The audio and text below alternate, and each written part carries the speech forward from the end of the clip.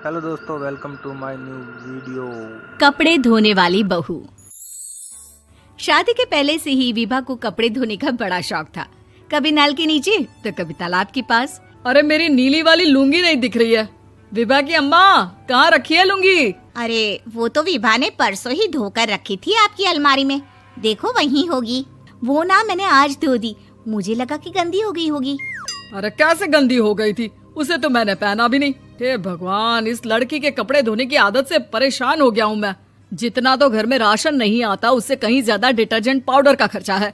इसकी शादी करवा दो, शादी। जाए अपने घर में ही करे काम, फिर चाहे घर के कपड़े धोने हो या पूरे गांव के। हाँ ठीक बोल रही हूँ, देखता हूँ मैं कोई लड़का। वो दिन भी आ जाता है जब विभा को देखने लड़के वाले आ जाते हैं। लड़की मुझे अच्छी लगी। होने वाली सास कहती है, बेटी अगर कुछ पूछना है तो पूछ लो। वैसे तो हमारी लड़की बहुत ही शर्मीली है, जो बोल दो वो मान लेती है, इसे क्या पूछना होगा। अरे कैसी बात कर रही हो माँ, मुझे इन लोगों के घर रहना है, सवाल तो कई है। हाँ हाँ बेटा, पूछ लो ना, क्या पूछना है। आप लोगों के घर कपड़े कौन धोता है? सास का मुंह बन जाता है। देखो, अगर तुम ये कहना चाहती हो कि तुम्हें कपड़े धोने नहीं आते तो सुन लो, कपड़े मैं ही धोती हूँ, लेकिन तुम्हारे आ जाने के बाद मैं रुमाल तक नहीं धोऊंगी। अरे चुप रहना भाग्यवान, बहू बेचारी घर आई नहीं, उसे डराना शुरू कर दिया। वो क्या है ना बिटिया, अभी तक तो ये कल्लू की माँ ही धोती थी, लेकिन अब तुम्हारे पापा तो दहेज में वॉशिंग मशीन देंगे ही। तभी विभा की माँ बोल पड़ती है, सवाल भी पूछा तो क्या। वैसे भाई साहब, मशीन की तो फिर भी कपड़े धोने की कैपेसिटी होती है। मतलब जो बिटिया दे रहे हैं ना विभा, इसे कपड़े धोने का बहुत शौक है। ये आप लोगों के क्या, आस पड़ोस गांव मोहल्ले सबके कपड़े धो दे और उफ तक ना करे। बाहर देखा नहीं आपने कितने कपड़े सूख रहे हैं? सब हमारी बिटिया ने ही तो धोए हैं। बस भी करो ना माँ, शर्म आ रही इतनी तारीफ सुनकर। और तो और एक दाग निकाल कर दिखाओ तो मान जाऊं। हाँ अच्छा, माफ करना बेटा, मैंने गलत समझा। हमें तो रिश्ता बहुत पसंद है। और ऐसे जुड़ जाता है रिश्ता कपड़े धोने का शौक रखने वाली विभा का। उसकी शादी हो जाती है कोयला फैक्ट्री में काम करने वाले कल्लू के साथ। शादी के बाद अचानक विभा चिल्लाती हुई सास के पास आती है। सासू माँ, अरे सासू माँ कहाँ है आप? ये तो धोखा है, धोखा दिया आप लोगों ने मुझे। इसे ससुर के चक्कर के बारे में पता चल गया। अरे तो उसमें तुझे क्यों धोखा मिला है? अरे नल में पानी नहीं आता, कपड़े कैसे कब धुलेंगे? अच्छा, तू पानी नहीं आ रहा उसकी बात कर रही है। तो आपने क्या सोचा? कुछ नहीं। अच्छा, तेरी माँ ने कहा था कि कपड़े धोने का शौक है तुझे, याद आया मुझे। शौक बोलकर कपड़े धोने वाले मेरे जुनून को कम ना आके सासू माँ, कपड़ा धोना मेरा गुरूर है। तभी पति भी वहाँ आ जाता है। अभी मैंने इसे सनी देओल की फिल्म दिखाई है, उसी के डायलॉग मार रही है माँ। अच्छा सुन, साफ साफ बता रही हूँ, पानी सुबह 4 से 6 और शाम को 10 से 12 आता है, समझी? विभा टाइमिंग सुनकर हैरान हो जाती है। ये क्या भूतों का मोहल्ला है? सुबह 4 बजे उठकर कौन कपड़े धोता है? 4 बजे टंकी में पानी जाता है, फिर सारा दिन धोना ना, किसने मना किया?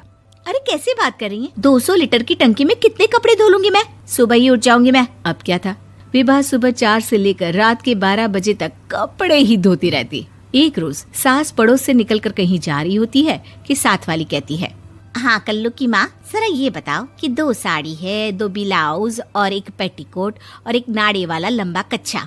हाँ तो? अरे तो क्या, कितना लोगी धुलाई ये बताओ। धोबन दिख रहे हैं हम क्या? हमारे पति सरकारी नौकरी से अभी रिटायर हुए हैं और बेटा सुपरवाइजर है कोयला फैक्ट्री में। धोबन समझ रखा है हमें? हाय रे कल्लू की अम्मा, माफ कर दो, वो तो मोहल्ले में यही सब बता रहे थे कि तुमने बहू को कपड़ा धुलवाने के काम में लगा दिया है। सास को पड़ोसन की बात सुनकर गुस्सा आ जाता है। वो घर पहुंचती है जहां घर के बाहर ही इतने सारे कपड़े सूख रहे होते हैं जितने कि किसी धोबन के घर पर। अरे ओ कल्लू की दुल्हन, बाहर निकल। माँ जी यहीं आ जाओ, बाथरूम में चादर धो रहे हैं हम। अरे अभी हम धोते हैं, तुमको बाहर निकलो। ये आस पड़ोस वाले बोल रहे हैं कि हम बहू से कपड़े धुलवा कर उसे कपड़ा धोने वाली बना दिए हैं। अरे छोड़ो ना माँ जी, किन लोगों की बातों में आती हो? आस पास के लोगों का तो काम ही होता है कि वो किसी तरह सास बहू को लड़ा दे। बहू सारे घर के कपड़े धोती है, ये क्या कम है? बोलिए। सास को भी लग जाता है कि वो बहू का ये सनकीपन नहीं छुड़वा सकती, इससे अच्छा है कि खुद ही चुप हो जाए। एक रोज सास और बहू मंदिर जाते हैं, जहाँ सास की साड़ी वहाँ खड़ी भीख मांगने वाली से मिलती है। माँ जी क्या बात है, आपकी साड़ी उस भिखारन से कितनी मिल रही है ना? हाँ हाँ देखो तो दोनों की साड़ी मिल रही है। क्या बात है कल्लू की अम्मा, तुम खुद को तो अफसर की बीवी बताती हो और ऐसी सिंपल सी प्लेन साड़ी पहनकर घूमती हो। सिंपल और प्लेन नहीं है ये साड़ी। तो क्या सोने के धागे से फूल बने हैं? कुछ भी सासू माँ, कुछ भी। हाँ बने थे इस साड़ी में सोने के धागे से फूल। मेरे पति लेकर आए थे मद्रास से स्पेशली मेरे लिए 10,000 की। ताहे भाई साहब इस भिखारन के लिए भी सेम टू सेम साड़ी लेकर आए होंगे 10,000 की। सास उस वक्त तो कुछ नहीं कहती, लेकिन बहू के साथ घर आती है और अलमारी से एल्बम निकाल कर लाती है। ये साड़ी देख रही है, ये वही साड़ी है जिसे मैंने अभी पहना था। इस साड़ी में ये जो चमकदार फूल दिख रहे हैं ना, ये सोने के धागों से काटे गए हैं। लेकिन तू लोकल वॉशिंग मशीन ब्रश से घिस घिस कर सारे फूलों को निकाल कर साड़ी प्लेन कर दी। मुझे माफ कर दीजिए सासू माँ। और तो और, जब मैंने तुझे तेरी गलती के लिए कुछ नहीं कहा, लेकिन तूने तो सबके सामने मेरा मजाक ही बना दिया। क्यों? बहू को समझ में आ जाता है कि अब से उसका कपड़े धोना बंद।